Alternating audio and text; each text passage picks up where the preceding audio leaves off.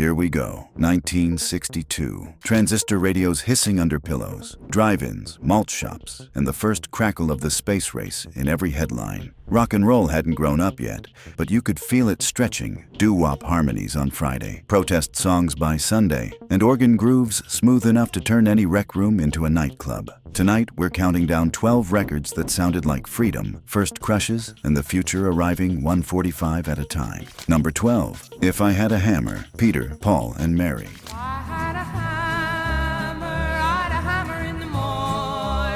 A song older than most of the kids singing along. Pete Seeger and Lee Hayes wrote it years earlier, but in '62, 3 clean harmonies made it sound brand new. It felt like passing a candle from hand to hand. Hope you could hear.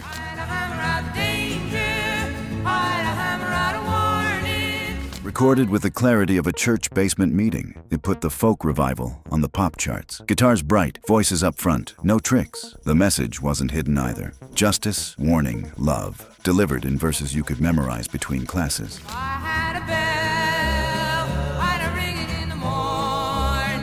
It became a campus anthem and a living room sing-along. Hit the top 10, won awards, and hinted at a decade that would ask more of its music than just a beat. Tender, steady, and quietly brave, like a postcard from the future dropped in 1962's mailbox. Number 11, Surfin' Safari. The Beach Boys. Let's go surfing now, everybody's learning how. Come on a safari with me.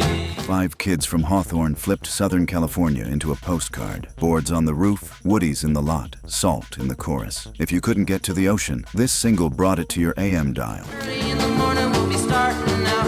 Some honeys will be coming along. It was their first big shot with a major label. Tight harmonies, hand claps like breaking waves, and gearhead flip sides that smelled like motor oil and copper tone. Surfin' Safari didn't just sell a song, it sold a lifestyle. Sand, sun, freedom, repeat. Let's go surfing now, everybody's learning how. It climbed the charts and opened a highway for surf rock. Soon, the rest of America knew the names of beaches they'd never set foot on. Simple? Sure. But sometimes 3 chords and a backseat full of friends is all the map you need. Number 10, He's a Rebel. The Crystals' The way he walks down the street.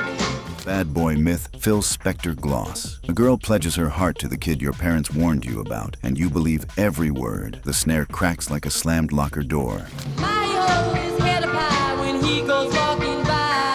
Here's the twist. The crystals on the label weren't the voices on the mic. Darlene Love and the Blossoms cut it in a rush. Wall of sound stacked sky high. The urgency? Real. They were racing another version to market. It shot to number 1, turning teenage defiance into pop scripture. Not subtle, never shy, and absolutely irresistible. The echo still feels like hallway reverb. Dangerous, glamorous, and louder than any curfew. Number 9, You've Really Got a Hold on Me. The Miracles. I don't like you, but I love you. I don't like you, but I love you. Only Smokey could make a contradiction feel like poetry you wanted to live inside. Soft plea, tight groove, and a melody that leans on your shoulder.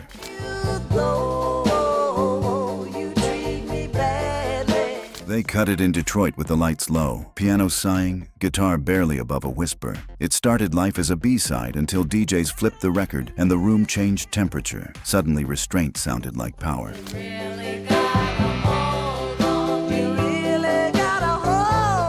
Became a top 10 hit and a handbook for slow burn soul. Bands everywhere covered it, but Smokey's version still feels like night air through a cracked window. Desire and doubt, perfectly balanced on a single note. Number 8, The Loco Motion. Little Eva, babysitter to hitmaker in one wild leap. Eva Boyd was watching the kids. The songwriters were listening. She tried the tune and the walls started dancing. Carole King and Jerry Goffin wrote a set of moves anyone could learn between commercials. Horns perked up, drums hit the floor, and Eva's smile practically cut into the groove. The lyrics teach the steps because the whole point is joining in.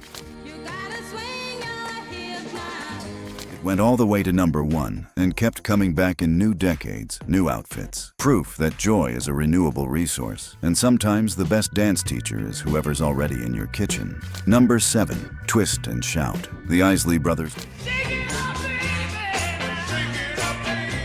call Response: chaos, in the best way. The Isleys didn't ask for permission. They counted off and kicked the door open.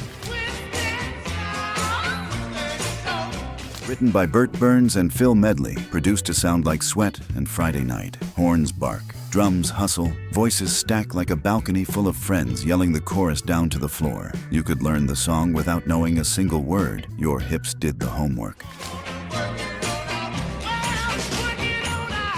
It climbed the charts and taught 1,000 garage bands how to turn a room into a riot. Later covers went global, but the Isleys' version is the blueprint. Raw, grinning, unstoppable. Number 6, Do You Love Me? The Contours.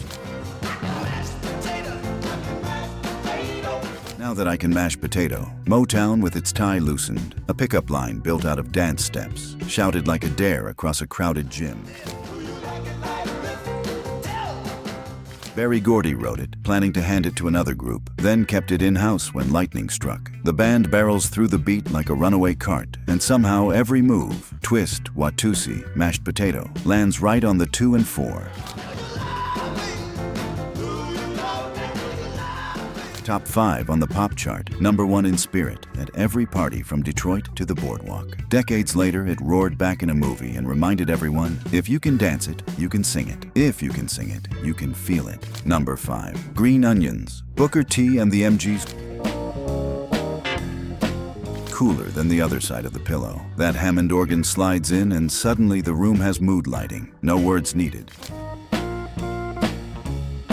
They found it in a Memphis jam. Riff first, name later. Guitar clipped tight, drums laid back but deadly accurate. Bass walking like it knows a shortcut. DJs flipped the single and the B-side became the main event. It hit the top 3 and turned every teenager with a pawn shop amp into a believer. Stax groove in a bottle. Economical, stylish, eternal. You don't learn Green Onions, you catch it. Number 4, Telstar, the Tornadoes. Space age, but make it pop. A British instrumental beamed across the Atlantic like a signal from tomorrow. Producer Joe Meek sculpted it in a tiny studio, squeezing planets into tape machines. That eerie lead? A clavier line singing like a satellite finding its orbit. No vocals, yet you can hear the countdown, the thrust, the glittering drift. It went to number 1 in America, the first time a UK group topped the Hot 100, while the real Telstar satellite blinked over our heads. For 3 minutes, the future felt friendly, danceable, and just within reach. Number 3, Bring It On Home to Me, Sam Cooke. If you ever change your mind. A promise whispered like a prayer. Sam steps to the mic, and the room gets smaller, kinder. The echo feels like pews and polished shoes.